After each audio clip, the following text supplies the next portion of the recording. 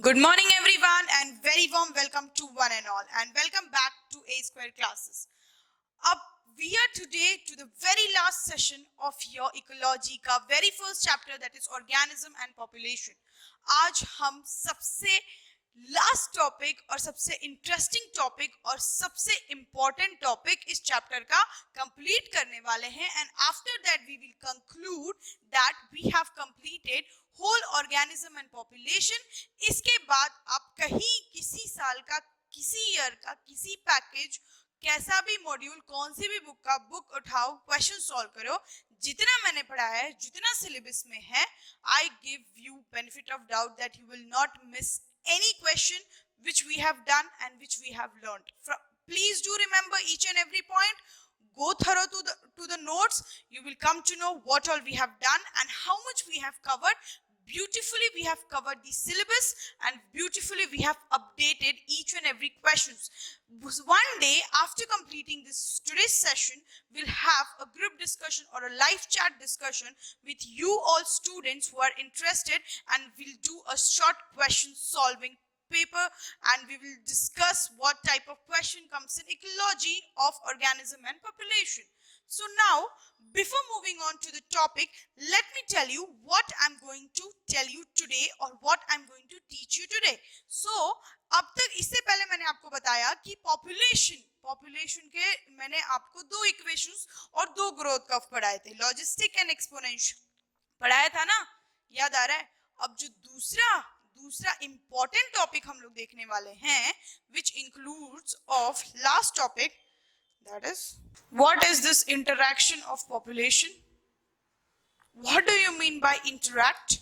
Interact means to come in contact or to come in vicinity to someone and then follow out the life process. You know, to live, to carry out their life, no single species can carry out singly in the whole environment.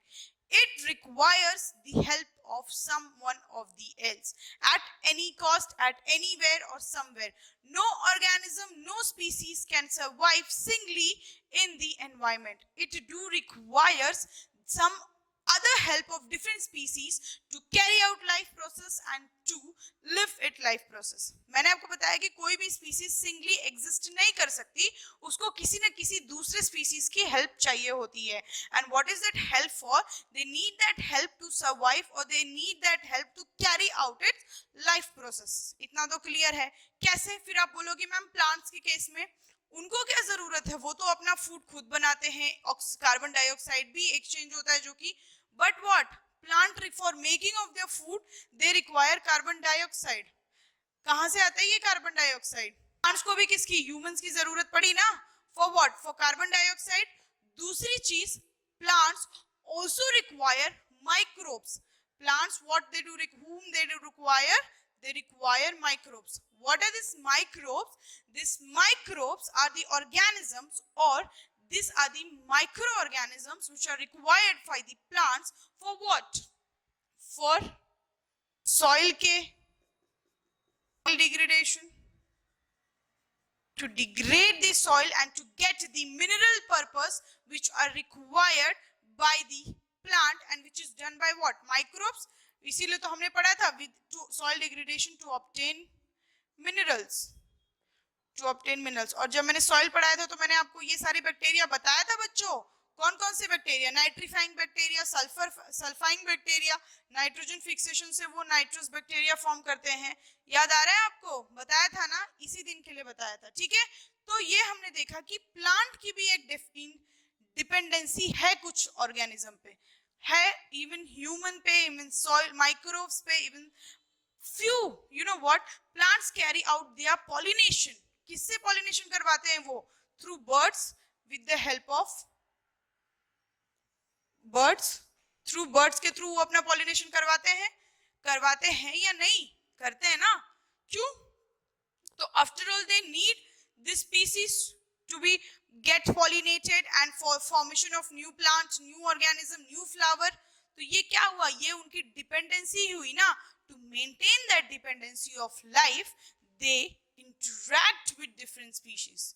They interact with different species. interact with different species. कोई doubt है यहाँ तक? To maintain their life with all other help, to get the CO2 from human beings, to get microbes which degrade the organic matter and gives minerals to the soil, and then to the which is obtained and taken by the plant. Plants also require birds. तो can plants exist singly? Birds नहीं होंगे तो pollinate कौन करवाएगा? फिर आप कहोगे wind. You know maximum number of pollination in the plants is seen through insects and through birds. You can write it as through insects and through birds.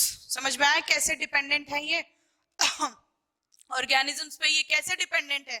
पल्ले पड़ा clearly. For that purpose they interact, and that is why it is called as interaction of population. ये तो मैंने आपको humans के case में तो आपको पता ही है, they interact with different species for their life, for any other purpose they want. ठीक है, humans का तो फंडा क्लियर ही है. प्लांट्स का भी फंडा दिखा दिया मैंने. एनिमल्स को भी जरूरत होती है फॉर देयर फूड. एनिमल्स की बेसिक डिपेंडेंसी क्या होती है? सपोज अगर मैं हर्बीवोर्स एनिमल्स की बात करूं तो उनको क्या, उनको सीड्स चाहिए होंगे खाने के लिए. एग्जांपल स्पैरो ले लो आप लोग बच्चों. तो sparrow require seed. What is this seed? This is an organism, this is an different species, right? उस स्पीसीज के हेल्प से वो अपना फूड ग्रोथ करते. They take the food and they grow, show the growth, they show the body metabolism. वही तो उनकी dependency हो गई ना. सो उसके लिए वो क्या करते हैं? They also show interaction. You got it? The why it is important and what is the need for interaction. Now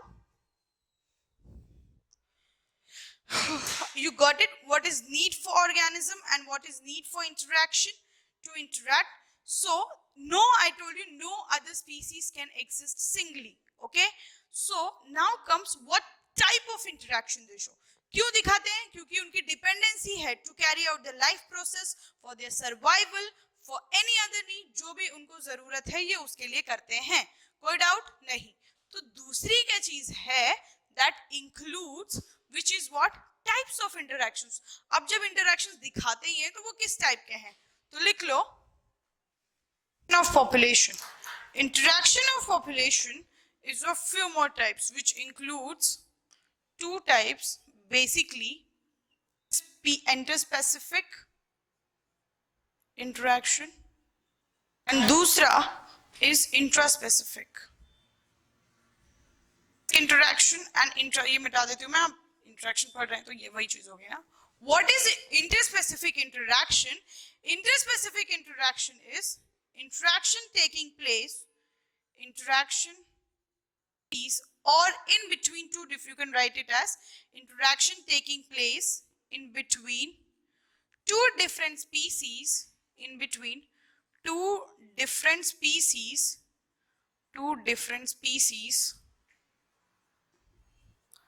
is called as interspecific interaction. Interspecific interaction. Interspecific interaction. क्या कहा मैंने? वैसा इंटरैक्शन जब दो डिफरेंट स्पीसीज के बीच में होता है. Two species interact with each other. For example फिर से ले लो, sparrow and seed. Sparrow what? Sparrow is dependent for a seed for its food. So ये क्या हो गया? Seed जो है वो एक different species है, sparrow ये है कि different species है. तो वो दोनों जब वैसा जब two different species का interaction पढ़ते हैं तो उसी को हम लोग क्या कहते हैं? Interspecific interaction. Similarly, when interaction taking place between species, one single species is called as intraspecific.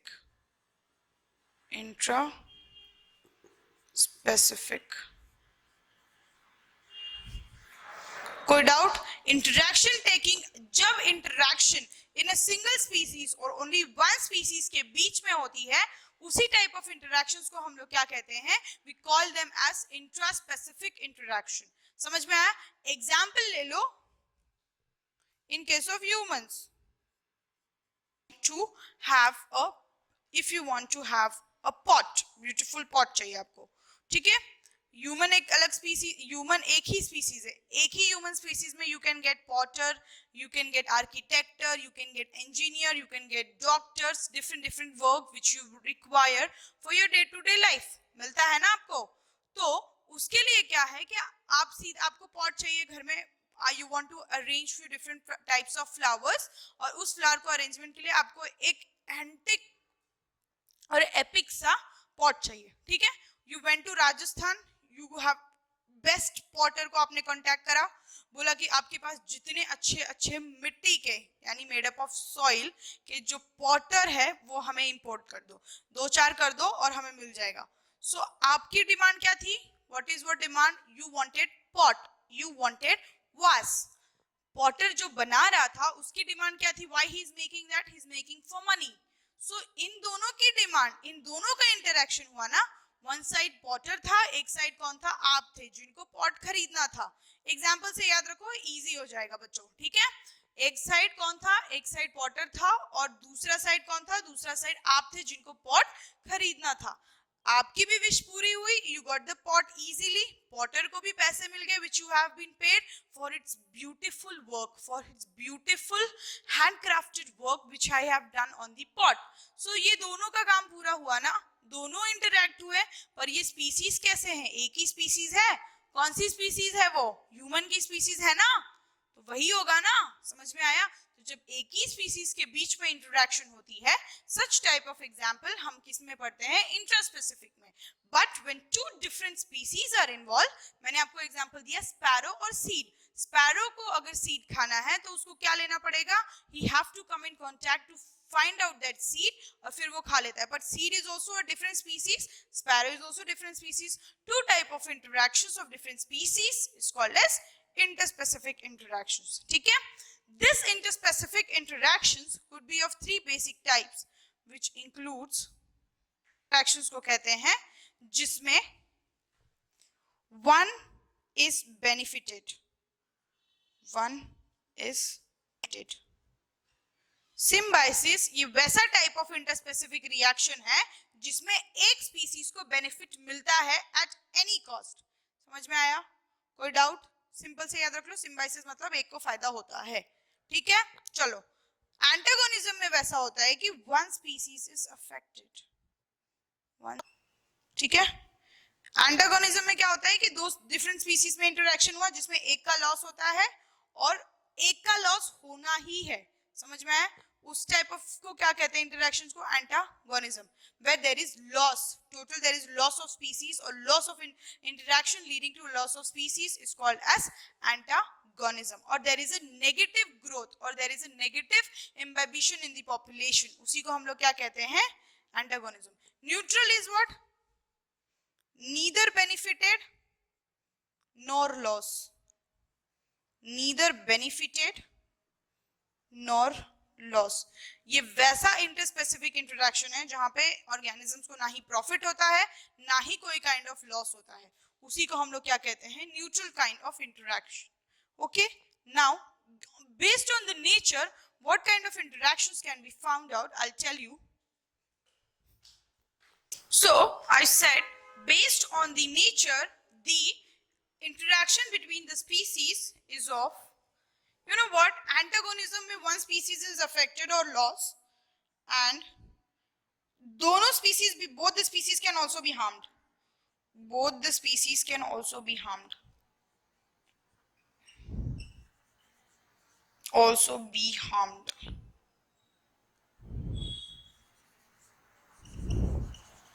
इसमें आप लोग लिख लेना वन स्पीसीज अफेक्टेड और लॉस और दूसरा स्पीसीज को भी हार्म्ड हो सकता है, ठीक है। चलो, based on the nature, based on nature interspecific species is of three types। interspecific species, interspecific species is of three types which involves positive, negative and neutral. वही वाला कॉन्सेप्ट है, सिर्फ हम लोग इसको ऐसे नेचर के बिहाफ पे याद रखते हैं। पॉजिटिव में one is profited, one is loss or both the loss or both are loss, negative में, न्यूट्रल में neither benefit nor harmed, neither benefited वही चीज है, बस इसको मैंने आपको नेचर के हिसाब से कैसे याद रखते हैं वो बोला है, neither benefited nor harmed, ठीक है। एंड पॉजिटिव मैंने आपको बताया बेस्ड ऑन द नेचर, फिर भी हम उसको वही सेम चीज को अलग से बोलते हैं, जैसे कि positive, negative and neutral. Positive में वन इज प्रॉफिटेड, एक को प्रॉफिट होता है, ठीक है।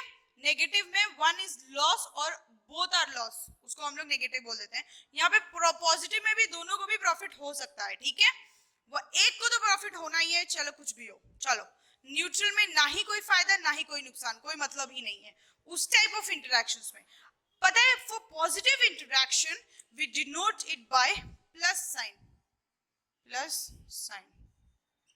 For positive interaction we denote it by plus sign, and for negative interaction we denote it by a negative or a minus sign, and for neutral interaction we denote it as zero, as zero। याद रखना है, इसके basis पे एक chart पढ़ने वाले हैं, आपकी एनसीईआरटी में भी है और मैं भी पढ़ाऊंगी वो चीज, ठीक है।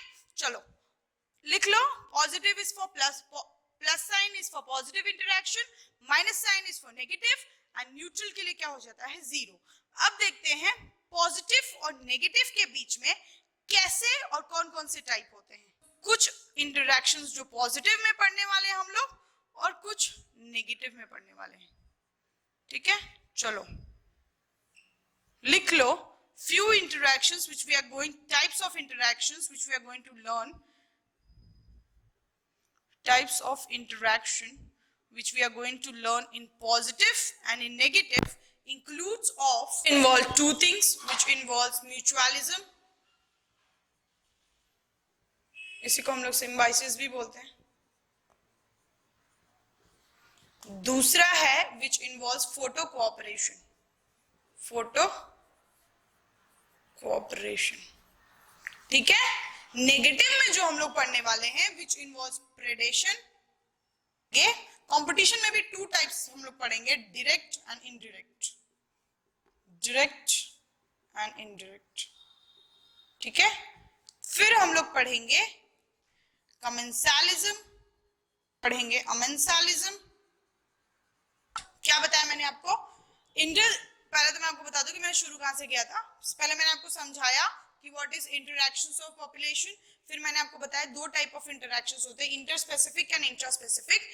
इंटरस्पेसिफिक में तीन चीजें होती है, Symbiosis, antagonism and neutral. Interspecific वैसा इंटरैक्शन होता है जो टू डिफरेंट स्पीसीज के बीच में होता है, and symbiosis is one is benefited species, antagonism is one species is affected और अदर और लॉस, या दोनों स्पीसीज को भी अफेक्ट हो सकता है, ठीक है। न्यूट्रल में हमने देखा ना ही किसी को बेनिफिट होता है ना ही किसी को लॉस होता है, तो ऐसा तो कोई एग्जिस्ट ही नहीं कर सकता कि ना तुम्हारा फायदा ना मुनाफा। वो बात अलग है, प्रॉफिट लॉस पैसों की बात अलग है, मुनाफा घटा, लेकिन लाइफ इंटरैक्ट करने के लिए कुछ ना कुछ टाइप ऑफ इंटरेक्शन तो दिखानी पड़ेगी ना, या तो फायदा हो रहा है या नुकसान हो रहा है या फिर कुछ तो हो रहा है, some kind of existence, some kind of activity show करते हैं, इसलिए न्यूट्रल को हम लोग साइड कर देते हैं, ठीक है। चलो फिर उसके बाद मैंने आपको बताया इंट्रास्पेसिफिक ऑफ इंटरैक्शन।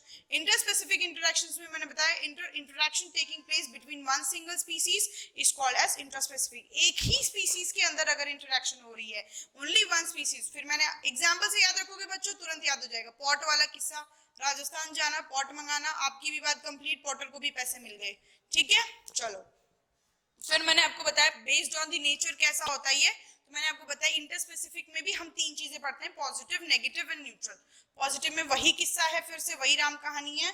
पॉजिटिव में एक को प्रॉफिट होता है, दूसरे को नेगेटिव में एक को लॉस होता है, न्यूट्रल में ना ही मुनाफा ना ही घटा, नीदर बेनिफिट नॉर प्रॉफिट, ठीक है। सुधर गई ना इंग्लिश। चलो फिर उसके बाद पॉजिटिव में प्लस साइन, नेगेटिव में माइनस साइन, न्यूट्रल में जीरो साइन, ठीक है। आप समझ में आ रहा है, हिंदी में पढ़ा रही हूँ, ठीक है। चलो पॉजिटिव साइन, नेगेटिव साइन और जीरो याद रख लो किस किस के लिए दिया जाता है, ठीक है। नेक्स्ट आगे हम जो देखने वाले हैं वो इंक्लूड्स टाइप्स ऑफ इंटरैक्शंस। क्या टाइप, कैसे टाइप ऑफ इंटरैक्शन दिखाते हैं, तो मैंने आपको बताया दो चीजें हम लोग देखेंगे पॉजिटिव और नेगेटिव में। पॉजिटिव में देखा दो चीजें थी, म्यूचुअलिज्म, फोटो कोऑपरेशन, ये दो चीज देखे पॉजिटिव टक टक टक कंप्लीट।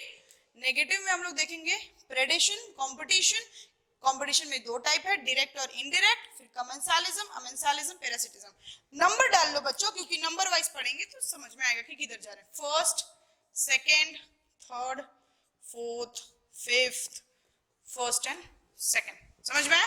तो टोटल आज हम लोगों को 7 चीजें पढ़नी है, वो भी बहुत अच्छे से।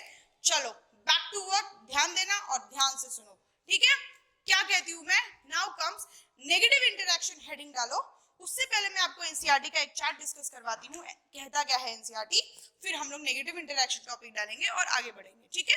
चलो मिटा दू, ठीक है? चलो, पॉपुलेशन इंटरेक्शन क्या है, ये एक चार्ट में रिप्रेजेंट करा है आपके एनसीईआरटी ने, कि मैंने आपको बताया कि पॉजिटिव नेगेटिव में दो चीजें देखेंगे, ठीक है? कुछ पॉजिटिव में देखेंगे, कुछ नेगेटिव में देखेंगे, और कुछ न्यूट्रल भी होंगे, ठीक है?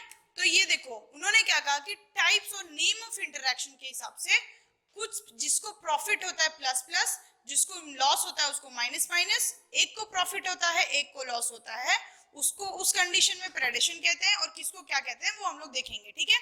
ये प्लस साइन डिनोट करता है profit, one species A species को प्रॉफिट हो रहा है, माइनस साइन डिनोट करता है कि एक स्पीसीज को लॉस हो रहा है, याद रखना, और जीरो डिनोट करता है कि ये न्यूट्रल है। जाके अपना एनसीईआरटी के पन्ने नंबर 232 पे सेम चार्ट आप लोग देख सकते हो, 7th वाला पॉइंट छोड़ के, क्योंकि कुछ तो एक्स्ट्रा बताऊंगी ना सही और गलत के लिए, ताकि ये सारी चीजें समझ में आए, ठीक है? चलो, profit, species A species B और नेम ऑफ इंटरेक्शन में हमने ऐसा एग्जांपल लिया कि दो स्पीसीज लिए, एक स्पीसीज ए है हमारी ब्लू कलर की और एक स्पीसीज बी है हमारी ब्लैक कलर की, ठीक है बच्चों? चलो, छोटे बच्चों ना आप लोग, तो समझा रही हूं मैं कि स्पीसीज ए स्पीसीज बी, दो चीज लिया, ए और बी का लिया, तो स्पीसीज ए यानी प्लस साइन डिनोट करता है, स्पीसीज ए को हम ब्लू लिख लेते हैं, ठीक है? ब्लू स्पीसीज, और स्पीसीज बी को हम लोग लिख लेते हैं ब्लैक स्पीसीज। ब्यूटीफुली समझना, हाँ ध्यान देना इन टॉपिक्स पे, ठीक है? चलो, नेम ऑफ इंटरेक्शन क्या कहते हैं? अगर म्यूचुअलिज्म है, इन म्यूचुअलिज्म बोथ द स्पीसीज, उनमें अगर इंटरेक्शन दिखाता है तो दोनों को प्रॉफिट होता है, ए को भी प्रॉफिट होता है बी को भी प्रॉफिट होता है, वैसे केस को हम लोग म्यूचुअलिज्म कहते हैं, ठीक है? कंपटीशन की बात करें तो दो स्पीसीज के बीच में टोटल लॉस होता है, they both are in loss, उसी टाइप ऑफ ऑर्गेनिजम्स को हम इंटरेक्शन को हम लोग कंपटीशन कहते हैं। वैसा इंटरेक्शन जिसमें एक को प्रॉफिट हो रहा है एक को लॉस हो रहा है, उसी टाइप को हम लोग प्रेडेशन बोलते हैं। डीप में देखेंगे, एक एक चार्ट समझो, ठीक है? पैरासिटिज्म किसे कहते हैं? पैरासिटिज्म उसे कहते हैं कि फिर से एक को प्रॉफिट हो रहा है और दूसरे को लॉस हो रहा है। कोई डाउट है यहाँ तक? प्लीज पूछना, ठीक है बच्चों? चलो, कमेंसालिज्म वैसे कहते हैं वैसे इंटरेक्शंस को जिसमें एक स्पीसीज को प्रॉफिट हो रहा है, दूसरों को ना ही प्रॉफिट हो रहा है ना ही नुकसान हो रहा है, ठीक है? लेना देना ही नहीं है कोई। फिर अमेंसालिज्म वैसे इंटरेक्शन को कहते हैं जिसमें एक का लॉस हो रहा है पर दूसरे को कोई प्रॉफिट नहीं है, दूसरा एकदम न्यूट्रल है। समझ में? एक का तो लॉस हो गया लेकिन दूसरा का कोई रिस्पॉन्ड ही नहीं है, मतलब एक का लॉस हो रहा है दूसरा का ना प्रॉफिट हो रहा है ना लॉस हो रहा है, वैसे टाइप ऑफ इंटरेक्शंस को हम अमेंसालिज्म कहेंगे, और हम देखेंगे ऐसे इंटरेक्शंस को, ठीक है? एक और छोटा सा कॉन्सेप्ट मैं आपको खुद से पढ़ाऊंगी, that is protocooperation. Protocooperation is also like mutualism, जिसमें दोनों को प्रॉफिट होता है, पर इनका क्या डिफरेंस है ये जब मैं पढ़ाऊंगी तो आपको क्लियर हो जाएगा। सो पहला हेडिंग डालिए नेगेटिव इंटरेक्शन और उसमें डालिए प्रेडेशन। कोई डाउट नहीं? चलो, so give the first heading as negative interaction and give it as what? Give it as predation. Chart समझ में आया? जाओ पेज नंबर 232 देखो अपने एनसीईआरटी का, सेम चार्ट दिया होगा। कॉन्सेप्ट मैंने समझाया कि जिसमें से एक को प्रॉफिट एक को लॉस, उसी को हम लोग क्या कहते हैं? एक को दोनों को प्रॉफिट क्या कहते हैं, एक को दोनों को लॉस क्या कहा है, वैसे इंटरेक्शंस, वो वैसे टाइप ऑफ इंटरेक्शंस को क्या कहते हैं? Clear? Now give the heading as negative interaction and put the topic as predation. said give the heading as negative interaction। Negative interaction के में सबसे पहला हेडिंग डालिए आप लोग, क्या डालोगे पता है? Predation. between two individuals or between two species, between two species, between two species who kills, drags and eat up the other species or other organisms. species भी लिख सकते हो, ठीक है.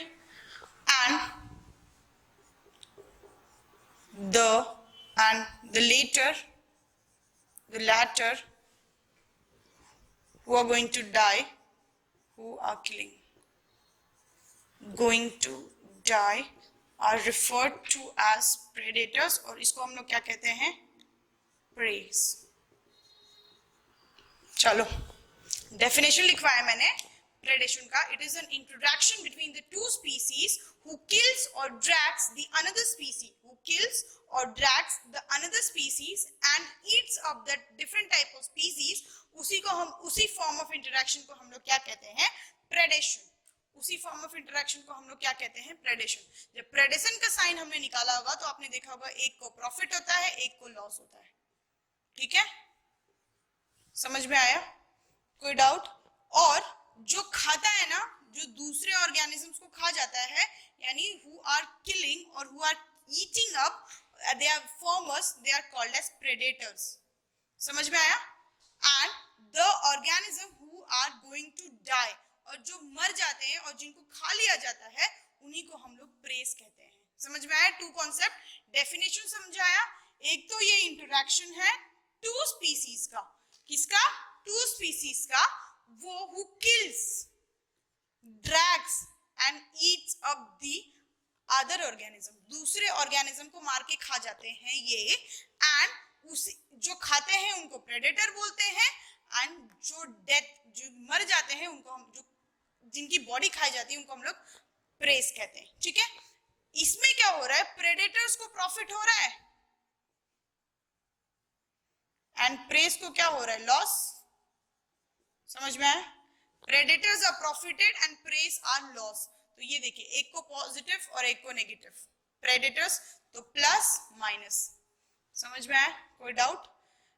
प्रे और प्रेडेशन का एग्जांपल ले लेंगे तो सबसे अच्छा कॉमन एग्जांपल हम लोग पढ़ते हैं डियर एंड टाइगर का. एग्जांपल से मैं आपको बता दूं तो डियर एंड टाइगर, ये तो सबको पता होगा. ये किसका एग्जांपल है? पर कार्निवोर्स का. कार्निवोर्स प्लांट, जो दूसरे कार्निवोर्स एनिमल्स, वैसे एनिमल्स होते हैं जो एनिमल को ही खाते हैं. तो ये tiger eats up the deer, prey predation relationship. Predation का रिलेशनशिप है, क्या है ये, कार्निवोर्स एनिमल है. वैसे ही कुछ हर्बीवोर्स के भी है, like sparrow eating seed. Sparrow eating seed. ठीक है बच्चों, एग्जांपल्स याद रखना. ठीक है, ये हर्बीवोर्स एनिमल का एग्जांपल है. कोई डाउट? हर्बीवोर्स वैसे एनिमल्स होते हैं जो सिर्फ वेजिटेरियन बोलते हैं उनको हम नॉर्मल टोन में. ठीक है, जो सिर्फ फूड और प्लांट के फूड में जो बेसिकली सीड्स या फिर प्लांट्स के प्रोडक्ट्स को खाते हैं. ठीक है, चलो, तो वो क्या है, स्पैरो ईटिंग सीड. उसको भी हमने क्या कह दिया, herbivores. Other examples of predation relationships involves dog, cat, rat, woodpecker, snake, woodpecker, snake. ठीक है, dog, cat, rat, woodpecker and snakes etc. These are the examples of what? These are the examples of prey-predation relationship. यहां तक कोई doubt है? Example याद रखना. Dear and tiger का तो इजीली याद रखोगे, स्पैरो एंड ईटिंग सीड का भी याद रखना. यू नो व्हाट, स्नेक और रैट का जो एग्जांपल है ना, snake, rat is eaten by the snake. यहां पे कोई डाउट है? नहीं, कोई डाउट नहीं है. ठीक है, चलो. When rat is eaten by the snake but they have few more extra relationship also. Prey predation के केस में अदर एक रिलेशनशिप होता है. Snake uses rats hole for its home or shelter purposes. समझ में आया? तो स्नेक और रैट का जो रिश्ता है ना, समझ में आया? स्नेक और रैट का रिश्ता वो थोड़ा प्रेडेशन से ज्यादा है. सिर्फ स्नेक रैट को खा ही नहीं जाता, उसका होम भी ऑक्यूपाई कर लेता है. इट ऑक्यूपाइज इट्स होल और it occupies it's rat's hole for its own shelter purposes. Similarly, एक अदर ऑर्गेनिज्म मैं आपको दे दूं तो लिख लो, एग्जांपल्स याद रखना बच्चे, ठीक है, पूछा हुआ क्वेश्चन है ये सारे एग्जांपल्स इंपॉर्टेंट है. woodpecker woodpecker who basically who basically eats up the ferocious ants, जो रेड एंड्स, ठीक है, जो जंगली लाल चींटियों को खा जाता है, ठीक है. Not only it eats up this rat ends, its shelter again takes up its मतलब किसका, and shelter for its own survival. कोई डाउट यहां तक? बेसिकली वैसा ऑर्गेनिज्म है जो कि ना ही सिर्फ और सिर्फ रेड फेरोशियस एंट्स यानी चींटियां, जो रेड चींटियां होती है उनको खा ही जाता है ऑन बिहाफ, उसके साथ साथ उसका शेल्टर यानी उसके जो होल्स होते हैं चींटियों के ट्रीज में या फिर somewhere below this in the mud और इन द सॉइल, वो भी ऑक्यूपाई कर लेता है as compare to snake and rat. इनका भी वैसा ही रिश्ता है, ठीक है. तो इनका भी प्रेडेशन से ज्यादा हुआ ना थोड़ा सा, फिर भी ये प्रेडेशंस में ही आते हैं. इनके एग्जांपल्स आपको याद रखने हैं, ठीक है. There are some plants also who eats up the insectivorous or other organisms. They are called as carnivorous plants or insectivorous plants, ठीक है. Write down कुछ एग्जांपल पढ़े होंगे, वीनस फ्लाईट्रैप और ये सब. There are some plants, कुछ वैसे भी प्लांट्स होते हैं जो डिफरेंट टाइप ऑफ ऑर्गेनिजम्स को खा जाते हैं, जो डिफरेंट टाइप ऑफ इंसेक्ट्स को खा जाते हैं, ठीक है. उसी को हम, उस टाइप ऑफ प्लांट को we call them other insects और ऑर्गेनिक. इंसेक्ट से लिख लो बच्चों, ठीक है, आसानी होगी. चलो, other insects and are called as insectivorous plants, insectivores और carnivores plant. इसका very common and very good example है, एग्जाम्पल लिख लो, Utricularia which is referred to as bladderworts. Common name है इसका bladderworts, ठीक है. Examples as Dynia, Drosera is also called as sundews plant. ये भी इंसेक्ट खाता है, ठीक है. डायनिया को वीनस फ्लाईट्रैप बोलते हैं. कॉमन नेम से पूछे जाते हैं बच्चों. पिचर प्लांट और वीनस फ्लाईट्रैप बहुत कॉमन नाम है, बचपन से पढ़ते भी आ रहे हैं और सुनते भी आ रहे हैं इनके बारे में, ठीक है. I said there are some plants who eats up other insects and also called as insectivorous plants or carnivorous plant. इसके एग्जांपल्स मैंने आपको बताया, Utricularia, Dynia, Drosera, Nepenthes और Dynia बहुत कॉमन है. वीनस फ्लाईट्रैप और पिचर प्लांट आपने सुना ही होगा. So this is also a relationship of prey predation relationship. Okay, कोई डाउट यहाँ तक? ठीक है. सो कौन कौन से ऑर्गेनिज्म प्रे प्रेडेशन रिलेशनशिप दिखाते हैं? Dog, cat, rat, snake, deer, tiger, woodpecker. फिर मैंने आपको कुछ प्लांट्स भी बता दिए. ईगल भी ले लो, because after all eagle eats what? Snake. Clear है ना? बिगर हैवॉक, जो बर्ड्स होते हैं वो बेसिकली छोटे बर्ड्स या फिर स्पैरोज या फिर उनको खा जाते हैं. बड़ी चिड़िया छोटे छोटे बर्ड्स को खा जाते हैं. This is also type of what? Predation relationship. ठीक है, चलो एक और एग्जांपल दे देती हूँ मैं, लिख लो यहाँ पर. तो मैंने आपका एग्जांपल कहाँ से शुरू किया? 1 2 3 फिर 4 फिर 5 6, 7वां एग्जांपल है ये हमारा बच्चों. ठीक है, चलो 7वां एग्जांपल मैं आपको बताने वाली थी. A hawk, big bird predating on sparrow. ये भी प्रे प्रेडेशन रिलेशनशिप है. ठीक है, प्रेडेटिंग ऑन स्पैरो. खुद का अब एग्जाम में खुद का दिमाग लगाना है, सोचना है, प्रेडेशन का डेफिनेशन याद करना है, एक ऑर्गेनिज्म दूसरों को खा जाता है, उसी हिसाब से टिक लगा के आना है, गड़बड़ नहीं करना है बच्चों, ठीक है? क्या नहीं करना है? गड़बड़ नहीं करना है। इतना सब पढ़ाया हुआ सब बेकार चला जाएगा अगर आप एंड टाइम पे घबरा जाओगे या फिर गड़बड़ कर दोगे। तो कंफ्यूजन क्या है? दूसरा एक खाता है, कुछ नाम से याद रख लो, वीनस फ्लाईट्रैप पिक्चर बोला ही है, 4 नहीं याद है, अरे भाई 2 तो याद होंगे ही ना, आखिर ड्रीम भी तो बिग है, बनना भी तो डॉक्टर ही है, ठीक है? चलो, so a hawk predating on the sparrow is also an example of predation. You know what? Nearly 25% of nearly 25% of the insects are phytophagous. Phytophagous का मतलब है वो basically eats plant or plant products, eats or depends on plant, eats plants and plants product. Chalo, so nearly 25% of insects are phytophagous in nature. What are they? They are phytophagous in nature and eats up the plant and plant product. ये क्या खाते हैं? Phytophagous, जो plant और plant का product खा जाते हैं। वैसे तो अगर ये बेसिकली प्लांट्स तो मोटाइल होते नहीं है, तो फिर अगर सारे ही इंसेक्ट्स या फिर सारे ही अदर प्रेडेटर्स उनको खाएंगे तो how they will maintain their species. So उसका एक एग्जांपल है, they will maintain their species through, so as plants cannot move, they save themselves from predator,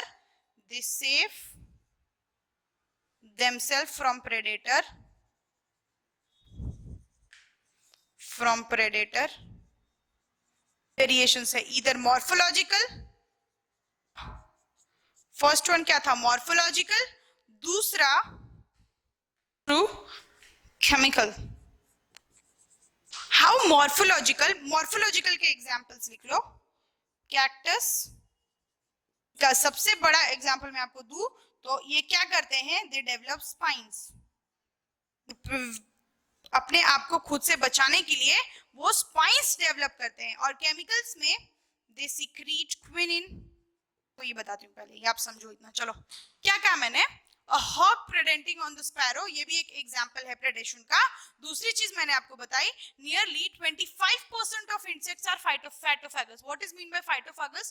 These are the organisms which eats up the plants and plant product. ये वैसे organisms है जो plants और plant product को खा जाते हैं, ठीक है, या खाते हैं, उन पे डिपेंड रहते हैं। तो फिर प्लांट्स अपने आप को कैसे बचाएंगे अगर उनके पास सारे ही अपने प्रेडेटर से वो कैसे सेव होंगे? तो इसका वेरी गुड एग्जांपल था कि so as plants can not move, they save themself from two ways, morphological ways और केमिकल वेज। मॉर्फोलॉजिकल वेज ये ऐसा वेज है कि they develop spines, development of, जब उनके स्पाइंस डेवलप हो जाते हैं, थॉर्न्स डेवलप हो जाते हैं, तो वो प्रेडेटर्स बेसिकली अप्रोच नहीं कर पाते हैं उनको, ठीक है? तो वैसे प्लांट्स का एग्जांपल, गुड एग्जांपल है कैक्टस ले लो, अकेशिया ले लो, ठीक है? अदर ऑर्गेनिज्म है, few plants also secrete a chemical glycoside agents or a chemical glycosides or a poisonous glycosides. Example लिखो, calotropis, and this is the example. This plant secretes chemicals, a cardiac glycoside, जिसको हम लोग cardiac glycoside भी कहते हैं। This plant secrets a chemical which is called as cardiac glycosides which does not allow the predators to approach it. ये Calotropis बहुत ही ज्यादा प्लांट, हमने देखा होगा बहुत ज्यादा एक्सपेंस में ये ग्रो होता है लार्ज एरियाज वीड में, लेकिन वो कार्डियक ग्लाइकोसाइड ये एक केमिकल सीक्रेट करता है which does not allow grazers like goats, cows, other grazers to feed on them, या फिर वो फीड ऑन कर देते हैं। और कैलोट्रोपिस से ही हम फ्यू ड्रग्स ऑक्यूपाई करते हैं। Those drugs are morphine, atropine, quinine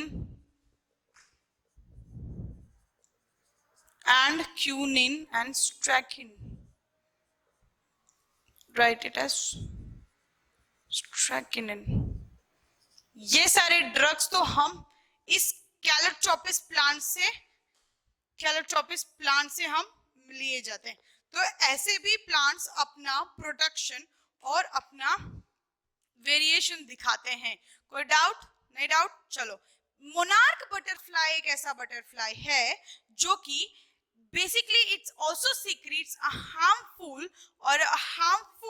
glycoside or chemical in its body which makes it poisonous to be eaten by the predators. So दूसरा एग्जांपल लिख लो, बचने वाला क्या हो जाता है?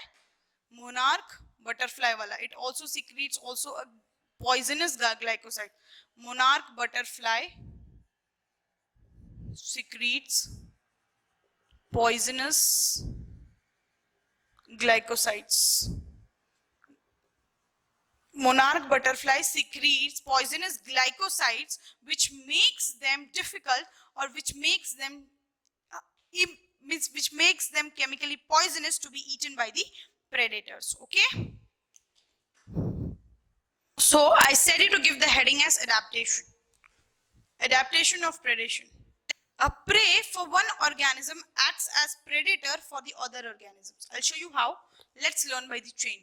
Insects eaten by the frog, frog eaten by the snakes, snakes eaten by the eagle and peacock. So I said insects which are eaten by the frog, frog is again eaten by the snakes, and snakes are eaten by the eagle and peacock. This is what? Prey, predator जो खाता है, तो frog is predator for insects. Again frog acts as prey for snake, and snake is predator for frog. Again snake acts as prey and eagle acts as predator for snake. समझ में आया ये concept? ठीक है, prey predator, prey predator, prey predator, ऐसे ही linkups होते हैं ईच ऑर्गेनिज्म का. और basically predators have to catch up the prey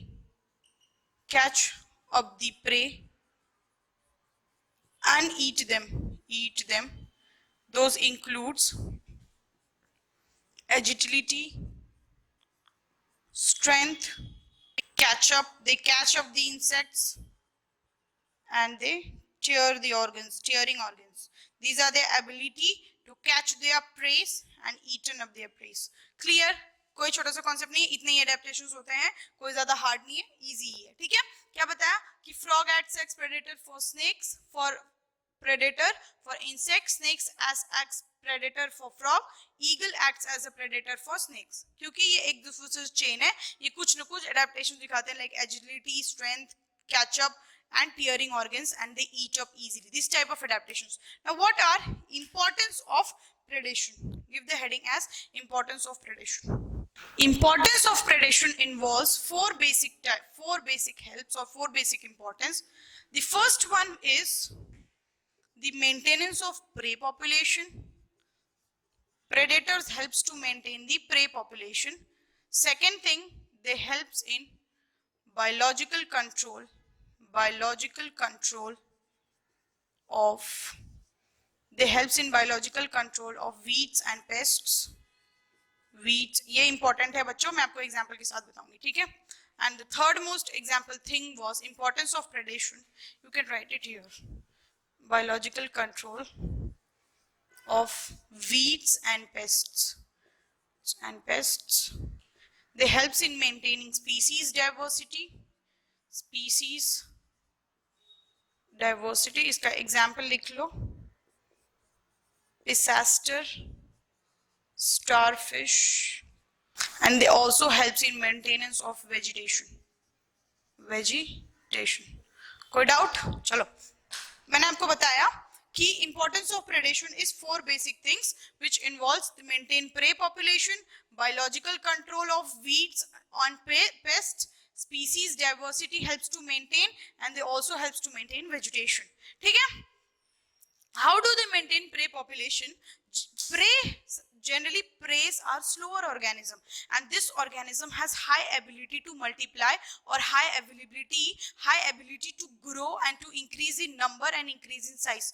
When there is more and more increase in size and there is no predator, the number of organism becomes such more that it becomes more than the carrying capacity of the environment. और ये carrying capacity क्या है, कल की class में हमने देखा था ग्राफ में, ठीक है. So it becomes more than the carrying capacity of the environment, and when it becomes more than the carrying capacity of the environment, excessive prey population, ये जो population है वो affect करता है. Where does it affect? It affects the surrounding, it affects its own species, and those species tends to becomes weak, show degeneration, degrowth, and they tend to die. So they helps to, क्योंकि example से समझो, suppose earlier exponential growth दिखाते हैं ये, suppose यहाँ पे 5 है, 5 species है, 5 number of organism है, again they will become 25, ठीक है, 625 तक आते आते इनका पूरा space occupy हो गया. When there is no space between two due to unhygienic condition, when there is no space between these two organisms due to unhygienic conditions, due to their latter, due to their waste product, they tend to die. Due to absence of food also, due to absence of food, due to unhygienic conditions, due to there are many other conditions, when there is no proper remnant space between two organisms, overcrowded, they tend to die. So when this predator eats up this, there comes a space between two organisms. They get efficient amount of food and their population is maintained on. So this type of example helps into maintenance of their prey population. Now we will see how do importance of predation helps in biological control. Desert plant called Opuntia weed, invasively covered many hectares of land in Australia. Invasively covered hectares of range land in Australia. Hectares of range land in Australia. What did I said? I said a cactus called Opuntia used invasively covered hectares of weed. It is a weed. छोटे छोटे plant जो होते हैं ना, it was a weed which covered hectares of range land in Australia. So how do they grow? Now they were killed by a growth of an organism that is cactoblastic, that is a plant that is called as cacto. You can write it as it was a moth who eats up this weed, and the place was safe. Otherwise, due to excessive population, there was growth whore over the land. पूरे जगह पे ये ओपेंशिया ने इतना ज्यादा बढ़ के इतने ज्यादा नंबर ऑफ पॉपुलेशन प्रेजेंट कर चुके थे कि it was even affecting the life span और the variations of other extinct species. क्योंकि इसके बाद हम थर्ड, जैसे हम सेकंड चैप्टर करेंगे, थर्ड चैप्टर में पढ़ेंगे, हमें पता है हम पढ़ेंगे कि biological conservation of species is also very important. We need to maintain our species. We need to protect not only human species, plant species, animal species. We should not make those species endangered due to any other plant. So we try to maintain equilibrium in the species or equilibrium in the environment. ठीक है, तो वो concept था. तो ये जो cactus plant था Opuntia, it growed heavily मतलब extremely in the range land or desert area of Australia. So to control this, there was a predator. This was act as prey, and there was a predator called as Cactoblastis, a moth who eats up this weed, and the area was protected. समझ, and the species were also protected. Gambusia fish, water, kept underwater to prevent mosquito larvae, to prevent growth of mosquito fish जो होती है ना, it basically feeds on the larva of the mosquito, which आजकल जो सबसे top पे, you know what which state is mostly affected by dengue? Earlier it was Delhi and then comes with city की बात करें तो Delhi and then it comes to Chennai. Mostly those areas are highly affected by dengue, and people have also seen death most cause of the dengue. So how did they conclude? Wherever there is a stagnant और जहां पे भी पानी accumulation होता है वहां पे हमने देखा, वहां पे we have seen the different types of different types of fish which was called as Gambusia species fish was kept under those water and the stagnant water which prevent the growth of the mosquito larvae and which was prevented from the dengue and malaria. So this is also good example. Clear? कोई doubt? चलो आगे बढ़े. The pests were controlled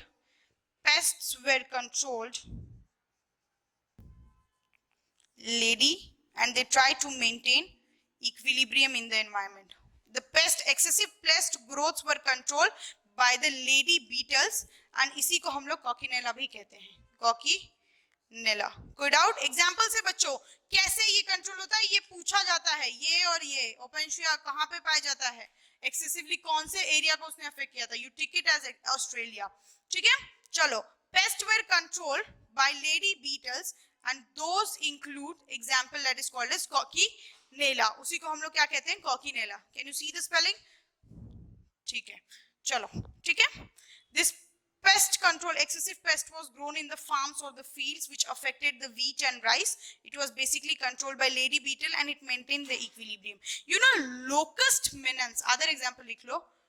Locust minans storm created in Mauritius.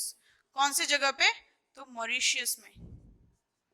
created havoc in the society to other species